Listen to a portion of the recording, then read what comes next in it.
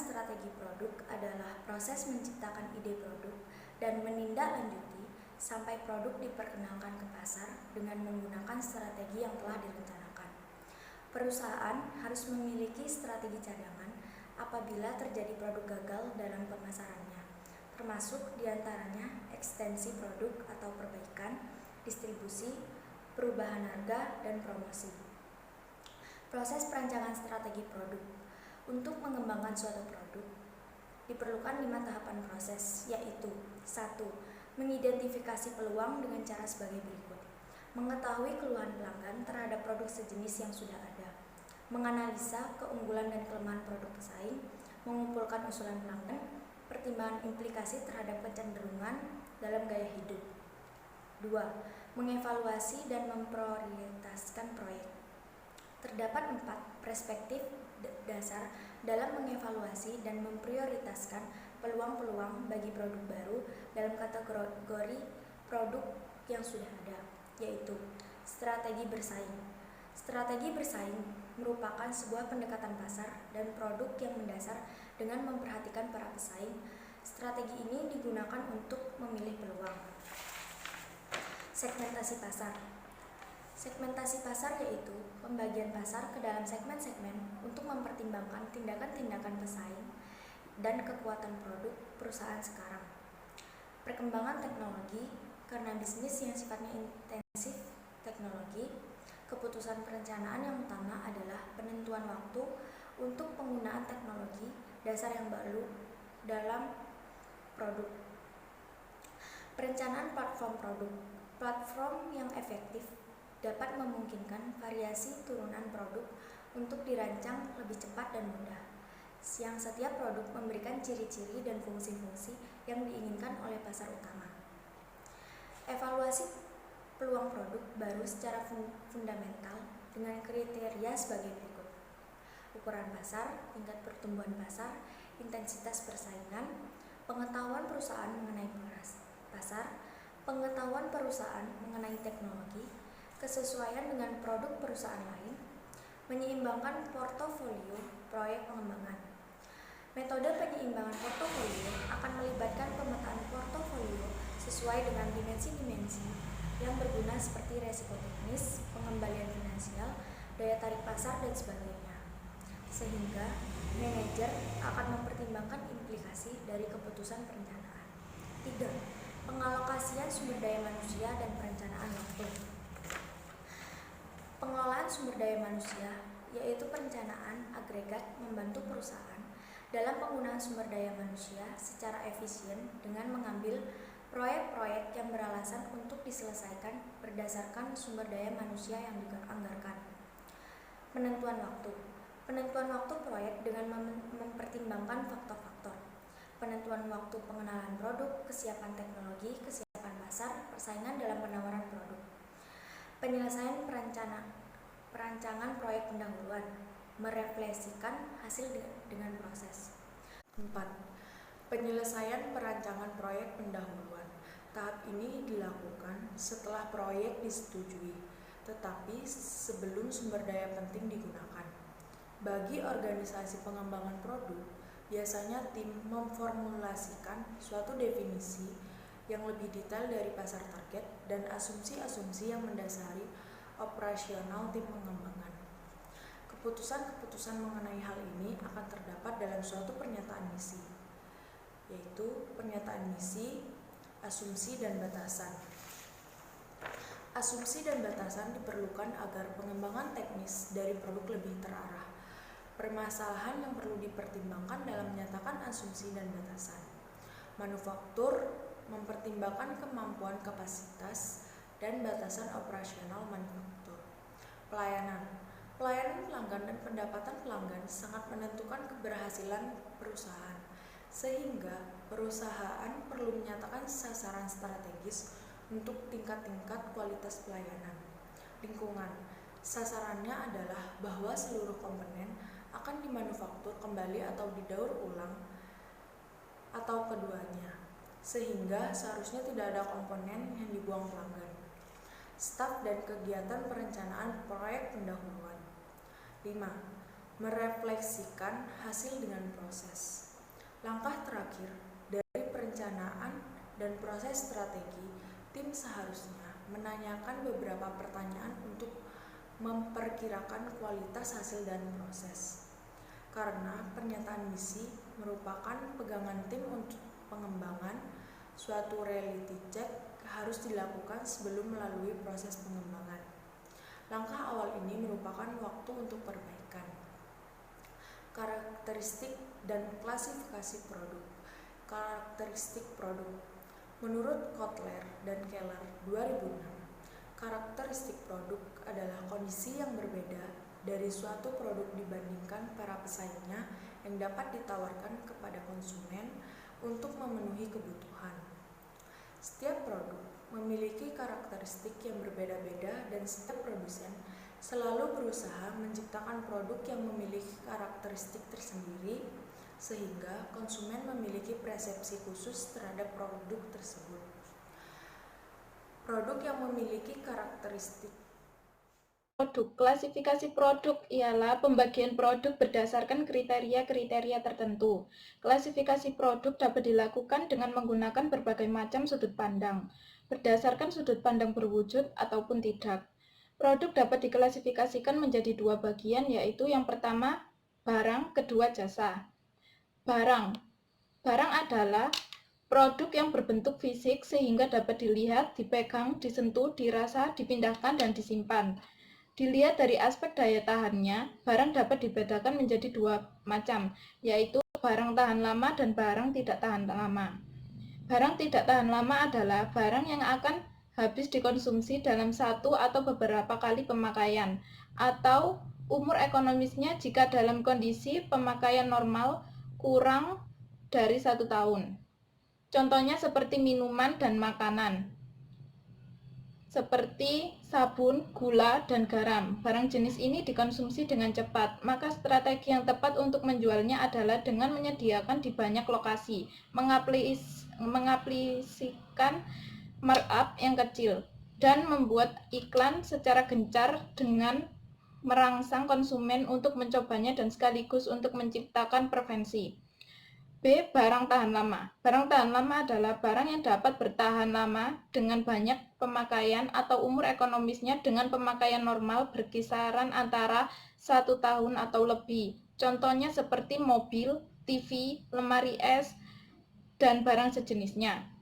Jenis barang ini membutuhkan personal seling serta pelayanan yang lebih banyak dibandingkan dengan barang yang tidak tahan lama. Dapat memberikan keuntungan yang lebih besar dan membutuhkan jaminan atau garansi tertentu dari setiap penjualnya.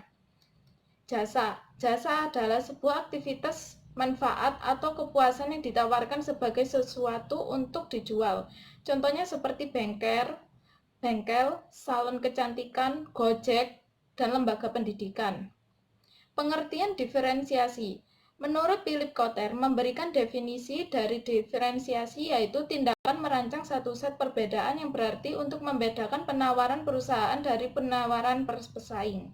Suatu strategi diferensiasi yang sukses memungkinkan bisnis untuk menyediakan produk dan jasa yang di mata pembeli memiliki nilai tinggi pada biaya diferensiasi yang lebih rendah dibandingkan dengan nilai premium bagi pembeli.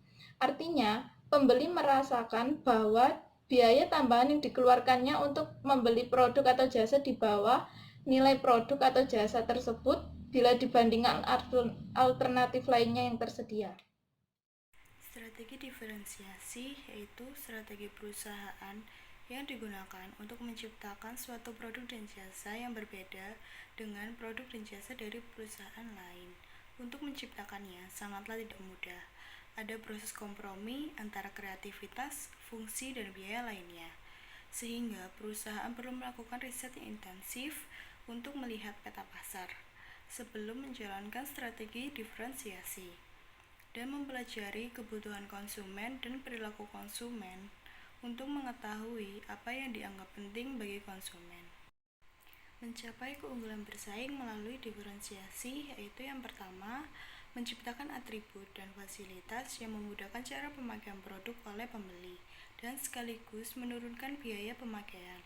Yang kedua, menciptakan atribut yang membuat kinerja pembeli meningkat ketika memakai produk tersebut. Untuk itu, produsen dapat menambah fasilitas dan pelayanan yang membuat produk itu lebih bisa dipercaya. Ketiga, memasukkan atribut yang meningkatkan kepuasan konsumen dalam memakai produk tersebut yang sulit diukur dengan uang. Langkah-langkah strategi diferensiasi yaitu yang pertama, melakukan segmenting, targeting, dan positioning. Kalau segmenting dan targeting sudah ditentukan, maka hal ini mempengaruhi bagaimana sebuah produk maupun merek memiliki positioning dan diferensiasi. Yang kedua yaitu analisis sumber-sumber diferensiasi. Sumber diferensiasi yaitu berupa konten, konteks, maupun infrastruktur. Konten mengacu pembeda dari apa yang ditawarkan kepada konsumen. Yang ketiga yaitu menguji diferensiasi. Artinya, apakah diferensiasi bakal berkelanjutan di masa depan atau tidak. Produk yang baik tidak akan diterima di pasar bila tidak dikomunikasikan kepada publik, sehingga komunikasi yang baik dan tepat akan menentukan keuntungan dan resiko diferensiasi. Keuntungan diferensiasi dalam bukunya John Peirce dan Richard B. Robinson membahas keuntungan didapat pelaku bisnis apabila menjalankan diferensiasi kompetitif antara lain A. Persaingan berkurang ketika suatu bisnis berhasil mendiferensiasikan dirinya. B. Pembeli kurang sensitif terhadap harga untuk produk yang terdiferensiasi secara efektif. Pembeli akan toleransi terhadap kenaikkan harga untuk suatu produk terdiferensiasi. E. Loyalitas terhadap merek sulit ditandingi oleh pendatang baru. Loyalitas atau kepercayaan pembeli terhadap suatu merek akan menyulitkan para pendatang baru memasuki pasar. Resiko diferensiasi. John Peirce dan Richard B. Robinson juga menyebutkan resiko yang harus dialami ketika perusahaan mengikatkan bisnisnya pada keunggulan diferensiasi antara lain A. Adanya imitasi yang memperumit diferensiasi yang ada di benak pelanggan. Hal ini akan membuat diferensiasi menjadi tidak berarti. B. Perubahan teknologi yang meniadakan investasi atau pembelajaran yang lalu. C. Perbedaan biaya antar pesaing. Berbiaya rendah dengan bisnis terdiferensiasi menjadi terlalu besar sehingga sulit bagi diferensiasi untuk mempertahankan loyalitas terhadap merek. Hubungan produk dan merek. Istilah Kotler dan Keller mendefinisikan merek sebagai nama, istilah, tanda, lambang, atau desain atau kombinasinya yang dimaksudkan untuk mengidentifikasi barang atau jasa dari salah satu penjual atau kelompok penjual dan mendiferensiasikan mereka dari para pesaing. Penetapan merek atau branding adalah memberikan kekuatan mereka kepada produk dan jasa. Penetapan merek adalah menciptakan perbedaan antar produk. Pemasar dapat menetapkan merek pada seluruh jenis produk, baik berupa barang fisik, jasa, orang, tempat, ide, ataupun organisasi. Selanjutnya, saya akan membahas tentang pengemasan. Menurut Kotler-Keller, pengemasan adalah suatu kegiatan yang merancang dan memproduksi wadah untuk sebuah produk. Kemasan ini dirancang dengan baik, yang gunanya untuk mendorong penjualan dan membangun ekuitas merek.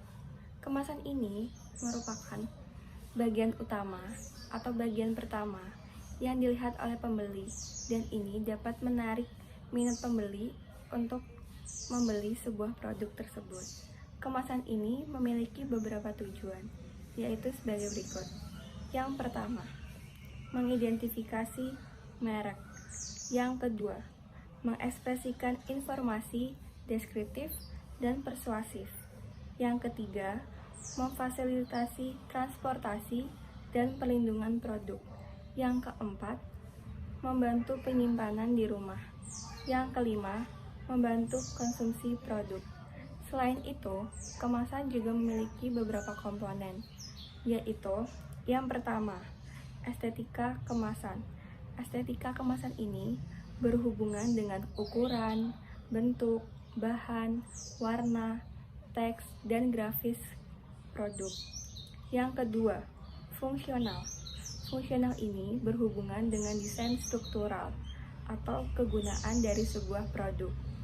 Selain itu, kemasan juga memiliki beberapa faktor yang mengapa semakin banyaknya pengguna kemasan sebagai alat pemasaran bagi perusahaan. Yang pertama, sebagai kekayaan konsumen. Yang kedua, sebagai perusahaan dan citra merek. Yang ketiga, sebagai peluang inovasi. Selain itu, setelah perusahaan merancang kemasannya, perusahaan harus menguji melalui beberapa tahap uji coba. Yang pertama, uji engineering. Uji ini untuk memastikan bahwa kemasan berfungsi di bawah kondisi normal. Yang kedua, uji visual. Uji ini merupakan skenario kemasan yang dapat dipahami bagi konsumen dan warnanya selaras. Yang ketiga, uji penyalur. Uji ini berkaitan dengan penyalur menemukan daya tarik paket dan mudah ditangani oleh penyalur. Yang keempat, uji konsumen. Uji konsumen ini berkaitan terhadap pembeli, yang pembelinya akan memberikan respon yang baik setelah ia membeli sebuah produk. Pemberian label, warranties, dan guarantee. Yang pertama yaitu membahas tentang pengemasan. Pengemasan. Coulter dan Keller mendefinisikan pengemasan sebagai semua kegiatan merancang dan memproduksi wadah untuk sebuah produk. Kemasan yang dirancang dengan baik dapat membangun ekuitas merek dan mendorong penjualan.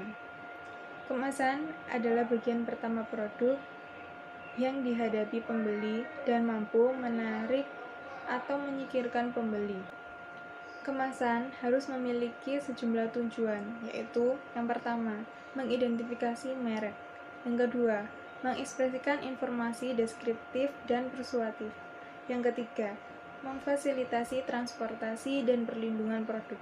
Yang keempat, membantu penyimpanan di rumah. Untuk membantu tujuan pemasaran merek dan memuaskan keinginan konsumen, pemasar harus memilih komponen berikut. Yang pertama yaitu estetika kemasan, yaitu yang berhubungan dengan ukuran kemasan serta bentuk, bahan, warna, teks, dan grafis. Yang kedua yaitu fungsional, yaitu yang berhubungan dengan desain struktural. Beberapa faktor memiliki kontribusi terhadap semakin banyaknya penggunaan kemasan sebagai alat pemasaran, yaitu sebagai berikut. Yang pertama, kekayaan konsumen. Maksudnya, konsumen bersedia membayar sedikit lebih besar untuk kenyamanan, penampilan, keandalan, dan gengsi kemasan yang lebih baik. Yang kedua, perusahaan dan citra merek. Maksudnya, kemasan itu memiliki pengaruh terhadap pengakuan segera atau perusahaan atau merek.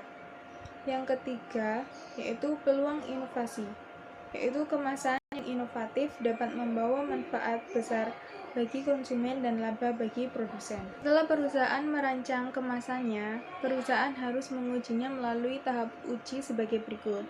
Yang pertama, uji engineering, yaitu untuk memastikan bahwa kemasan berfungsi di bawah kondisi normal. Yang kedua, uji visual, yaitu skenario kemasan dapat dipahami dan warnanya selaras. Yang ketiga, uji penyalur, yaitu yang berkaitan dengan penyalur, menemukan daya tarik paket dan mudah ditangani. Yang keempat, yaitu uji konsumen, yaitu bahwa pembeli akan memberikan respon yang baik. Pemberian label. Beberapa fungsi label menurut Coulter dan Keller yaitu sebagai berikut. Yang pertama, mengidentifikasi produk atau merek. Yang kedua, memeringkat produk. Yang ketiga, yaitu menggambarkan produk, siapa yang membuatnya, di mana produk itu dibuat, kapan produk itu dibuat, apa isinya, bagaimana cara penggunaannya, dan bagaimana menggunakannya dengan aman. yang terakhir, yaitu yang keempat, mempromosikan produk melalui grafis yang menarik. Variantes dan congruentes. Semua penjual bertanggung jawab secara hukum untuk memenuhi harapan normal atau rasional pembeli. Jaminan adalah pernyataan resmi kinerja produk yang diharapkan oleh produsen. Produk dengan jaminan dapat dikembalikan kepada produsen atau dibawa ke pusat perbaikan untuk diperbaiki, diganti, atau dikembalikan uangnya. Jaminan tunduk pada hukum, baik secara tertulis maupun tersirat. Garansi mengurangi resiko anggapan pembeli. Garansi menunjukkan bahwa produk itu bermutu tinggi dan bahwa perusahaan serta kinerja layanannya dapat diandalkan. Garansi dapat membantu ketika perusahaan atau produk tidak lebih unggul dari